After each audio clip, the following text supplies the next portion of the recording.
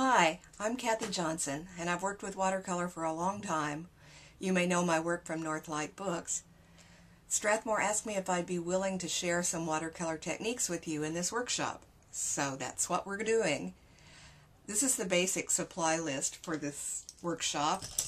You'll see more in the printed material. We'll be using the Strathmore visual journals. This one's mixed media and this one is watercolor. We'll be using both of them, so you'll get a variety of techniques. And of course, this being a watercolor workshop, you will need watercolors. This is a commercial set that has pan colors that come right in it. Or this is a inexpensive folding palette that I've filled with colors of my own choice. You can use either pan like this or tube colors, which is what I used here, whatever your preference is. And if you have a favorite palette, of course you are welcome to use it. You'll need some watercolor brushes. I like to have a couple of flats and some rounds with a good point. And you'll also want a bristle brush like this, a small inexpensive bristle brush to spatter or to scrub with. I sharpen the end of it so that it gives me yet another tool to work with. And by the way, some of these flat brushes do have an angled tip that allows you to get interesting effects. We'll be covering those in the workshop. Many people are enjoying water brushes now. Try to get a flat and a round one. They hold the water right in the handle. Very handy for travel sketching especially.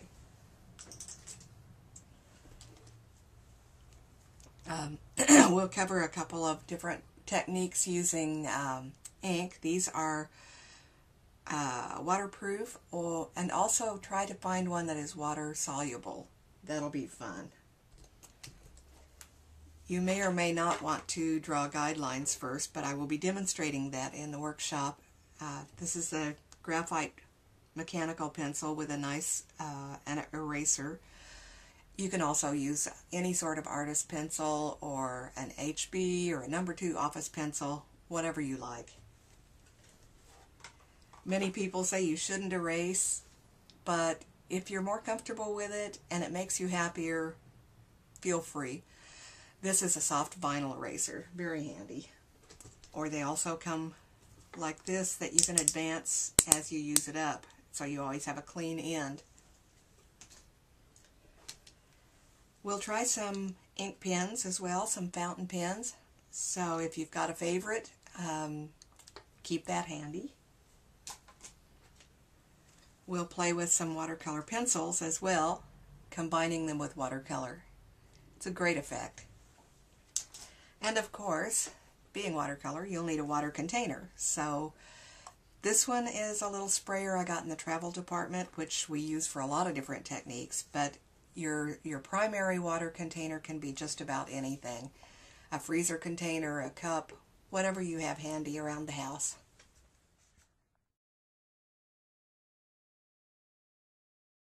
With how to re-wet your paints and how to make a wash. I'm going to use this set because it shows up well on camera, actually. And here's where my little water sprayer comes in beautifully. Oh, I'm going to move my paper so I don't get it wet right now. If you re-wet your pan paints, either commercial pan paints or ones you've created yourself, and let them sit for, 30 seconds anyway, they will just re-wet beautifully and lift beautifully as well. And if you feel the need to clean your palette, which obviously I do, give it a little spray as well, and then wipe the mess out. You can do this anytime, or you can leave some of these. Oh, that's kind of interesting. We'll just leave that one and maybe I'll use it later. A friend of mine used to call that palette grays when she mixed all the colors that were still on her palette, and she did the most beautiful watercolors, so we will just worry about that one later. Okay, let me show you the difference between re-wetting and or pre-wetting, I should say, and not. Here's phthalo blue just lifted directly without any pre-wetting. And I hope I'm picking the right color, and I'm not. Okay. Here's one that I pre-wetted. Makes a big difference, doesn't it? Again, let's try that with red. Move this over so you can see a little better. Here's a red that I lifted directly dry from the palette, and here's one that has been allowed to sit for a few minutes. Makes a very big difference, doesn't it? Okay. Now, how you make a wash, or how you get started, is, well, let's turn it, let's not. I'll use this. You dip into your water container, and put some water onto your paint, and again, depending on how much you want, and then you can move that to your palette with your brush, and just keep doing that till you have the amount and the intensity of the wash that you want. This is burnt sienna, one of my most useful colors.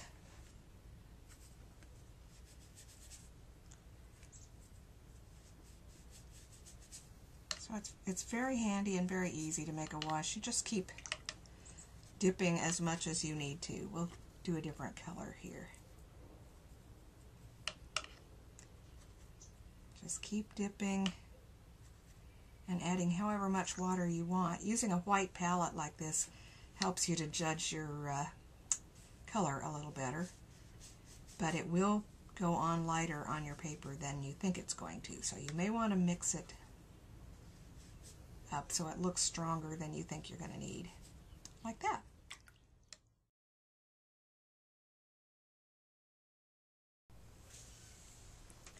Here are a few very basic watercolor washes, and I'm going to show you the flat wash. You tip your paper just a little bit like this, and you see it forms a bead at the bottom. You just keep picking that bead up and moving it down the paper. And of course you can work much larger than this, but I'm wanting to get it on the camera. A flat wash is the most difficult one, and very seldom you really need one in nature, unless you're doing abstract. You see where the bead forms at the bottom? You can lift it with a wrung out brush so that it doesn't make a back run back into your wash, which you do not want. Okay. Now a graded wash is very similar to that. It's done almost the same way, and I'll use the same color so you can see. Again, keep the paper tipped. I'm going to move my water and hope I don't knock it over so that you can see what I'm doing. And I'm going to move my paint because I have a very small working area. Okay. Now, same thing. Let that bead of color form, but then instead of adding paint, add a little clear water, and that will still move down the page. Add a little more clear water, and it still moves down the page. A little bit more clear water, and you have a nice graded wash. But again, you need to pick up that edge or you'll get a back run. And see, the flat one is still wanting to form an edge down here, so I'll just pick it up. My favorite washes I call variegated washes. I don't know for sure what other people call them, but I find them rather interesting. You mix right on the page. And, ooh, let's try some of that. It makes a rather interesting effect. And you can scratch into it. You can use one of your angle end brushes once it starts to get a little bit dry and scrape back into it like that. Of course you can do that in these guys too. Like that.